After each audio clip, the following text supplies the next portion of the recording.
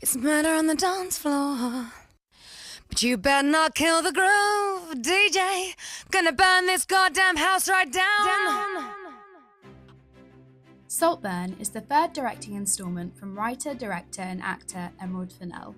She is previously known for the critically acclaimed film Promising Young Woman, which won her Best Screenplay at the 2021 Oscars.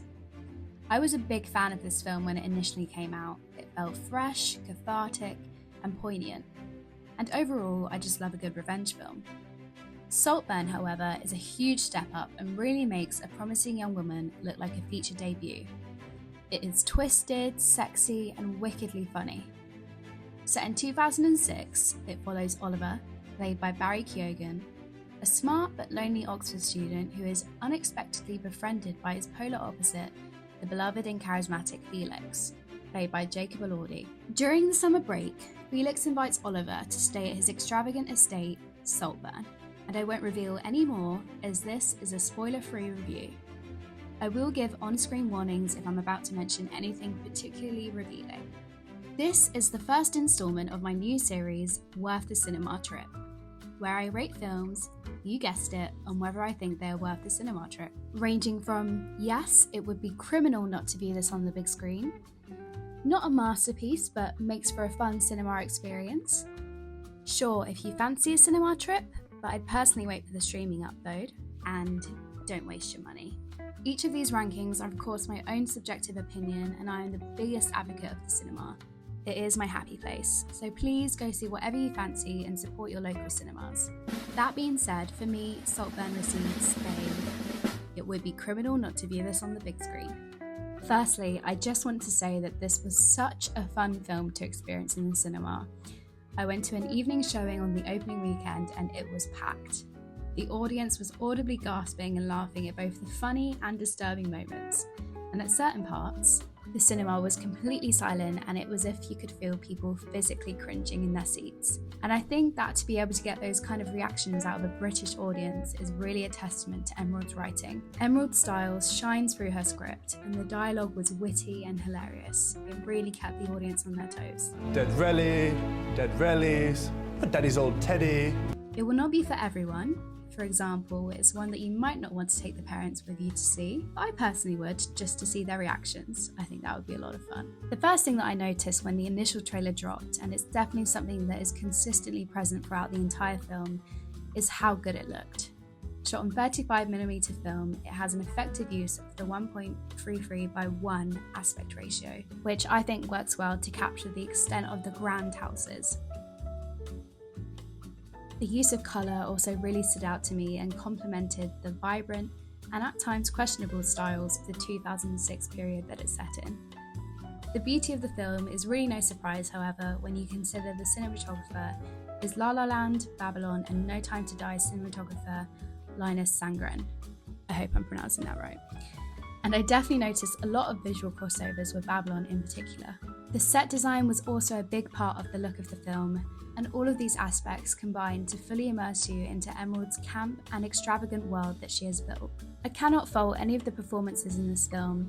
Every single actor embodied the intriguing and at times detestable characters that Emerald had written. Barry Keoghan was finally given the starring role he deserves, and he absolutely delivered. I know people say this a lot, but this time it's true. The talented Mr. Keoghan really put his whole Keoghussy into this role.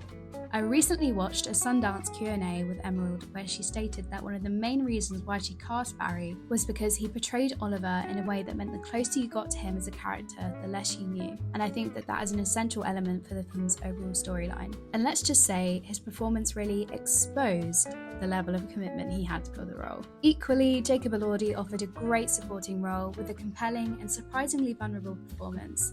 And of course, it wasn't a struggle for him to exude the charm and charisma that Felix possessed. Also, I wanted to give a shout out to Ewan Mitchell's character that appears in the first act. The unhinged performance is one that could be easily overshadowed by other talent, but shouldn't be. The score, composed by Anthony Willis, is deliciously haunting and honestly makes me want the film to lean even further into the dark tone. But the soundtrack as a whole did have a great selection of 2006 bops. Saltburn has been met with some dividing opinions and criticisms, some of which I agree with and others that I don't. A lot of people have taken issue with the lack of information that the audience was given regarding its central character, Oliver. Whilst I can see how this could be an issue for some people, I think that the film is unique in the way that Oliver is not your typical protagonist. And I can't really say much more without revealing spoilers, but I will say that the less we know the better in my opinion. I did find that the ending was quite predictable, however the way the reveal happens is satisfying enough that it didn't really bother me. Also, I personally found that the rest of the film was unpredictable enough, and it definitely kept me on my toes. I will say that I found it really interesting that Emerald actually comes from the type of class background that the main characters belong to. Although she did not grow up in a Saltburn-esque estate, her dad is a high society jeweller and she is in fact Oxford educated. So this does beg the question of whether she was able to effectively criticise her own class background. I think this is debatable, and I personally felt like this may have held her back in some aspects. But what I did find is that her insider knowledge allowed her to create a vivid depiction of the extremely wealthy archetype. I don't personally know many rich people, but any that I have crossed paths with did remind me of these characters, and most notably how they tried to downplay their richness in how they dress and act. But my main personal criticism for Saltburn is that it doesn't really have a clear and underlining message that drives the film. Sure, it touches on certain themes, such as class commentary, eat the rich, and obsession, but its failure to focus and commit to one particular purpose did result in me leaving the cinema questioning, what was it all for? What was the point in those certain scenes? Just to shock the audience and get people talking? Ultimately, I came to the conclusion that the film does in fact sacrifice some meaning in the pursuit of a more visceral, voyeuristic viewing experience. And if you're fine with that, then you will have a great time with this film. I think that the final scene really tells you a lot about what the movie truly wants to be, which is a fun time. It wants to take you on an unpredictable journey and make you feel things. It wants to make you cringe, it wants to make you laugh, it wants to arouse you, and at times, it wants to make you feel sick, all of which it succeeds at. So I urge you to go and see it for yourselves and let me know what you think. Thank you so much for watching, give the video a thumbs up if you enjoyed it, and feel free to subscribe if you want to see more reviews and recommendations.